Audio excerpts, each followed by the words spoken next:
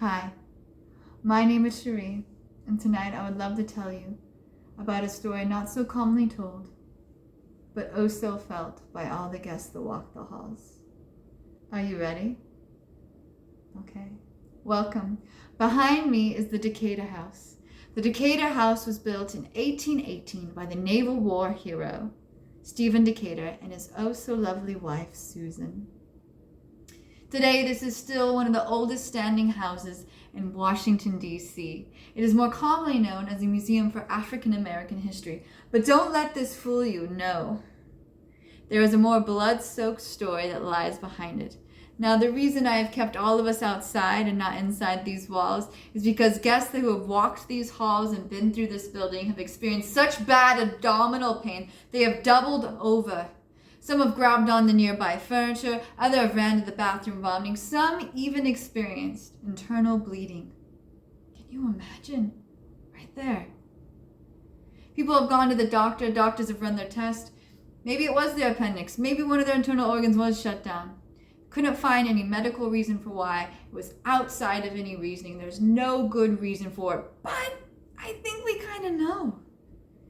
See, Stephen Decatur died in this house, in his bedroom, after a gunshot wound in a duel by James Barron, a Commodore, another naval war hero. Well, I guess he wasn't a war hero. But let's take it back a little bit, shall we?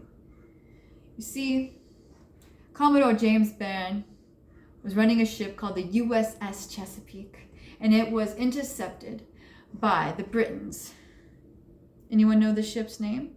It was the HMS Leopard. They were looking for deserters, and boy, did they find it. James Barron, without even a little bit of a fight, threw up his arms like a little coward, gave up the ship. His men were tortured for days. One man even hung. When America found out, they were not going to let it stand.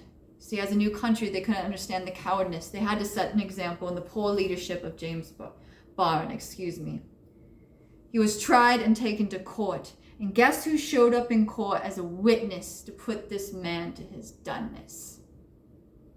Yeah, Stephen Decatur. I know, right? Juicy. Stephen Decatur showed up, and by the end of the trial, James Barron was convicted. He was stripped of all of his medals, he was taken away his title, and he was not allowed to join the Navy for another 5 years. I'm sure he didn't really want to come back, but that was the bag. So, of course, life went on, and James Barron was so bitter. He was filled with revenge. Like they say, revenge is a dish best served cold. As life went on, I did a little bit more research about our very infamous Stephen Decatur. He was hanging out with all the high-ups. We're talking about the main men, people in the government. He was even going to run for president. And I'm sure when James Barron found out that he built a house in Washington, D.C. and was doing great, and was going to run for president, it only was more fuel for the fire. So he wanted revenge, and he was going to get it. He decided when he found Stephen, he was going to challenge him a duel to the death. Now, back in the day, any man can challenge any man for a duel. In fact, they were actually quite normal. All you had to do was find the man, take your glove off, because people wore gloves, slap the man across the face and say, I challenge you to a duel. Duel would happen before dawn. Stay with me. So, James Barron did find Stephen Decatur and went to his house, challenged him to a duel. The next morning, they stood back to back. They walked 10 paces away from each other, turned, and bang. Stephen Decatur was shot in the stomach. He was rushed to his home where doctors, of course, tried to take care of him. But let's think back. It was 1820. Medicine really wasn't where it is today. And of course, he did die after 2 days of absolute agony. This man bled through so many linen sheets. They actually used every single linen sheet of the house. And apparently, some stories say they even took the drapes off the damn walls to help him not bleed out. But he did. He cried in agony. People could hear him from the hall saying, I did not know a man could suffer such agony. His wife was so distraught in absolute hysteria upon his death that she had to be sedated. She was never the same. Now let's also think, 1820, women weren't allowed to work. They weren't really allowed to keep the money. So not only did she lose her beloved, her husband, she lost everything she knew in the life that she had built with him.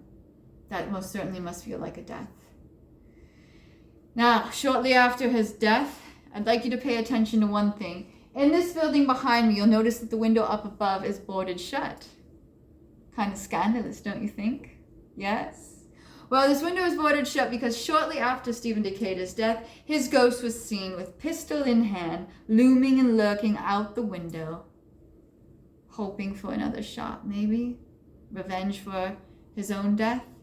Happened so much it was creeping out the locals, so they decided to board up the windows. Yes, it's a museum, but that board still stands. So, as ghosts do, you can't really keep them locked in now, can we? No, they're going to move on their own. They don't go to this material world, they do their own thing. He is found early morning, just like a duel, at dawn, pistol in hand, once again, mind you, looking out. One can only hope that even in death, maybe he wants revenge. Maybe he wants to find James Barn. But let's just hope that he's never in pain anymore, so that he might actually be able to cross over. I thank you so much for your time, and thank you so much for coming tonight. I hope all of you have a wonderful evening. Take care, little doves.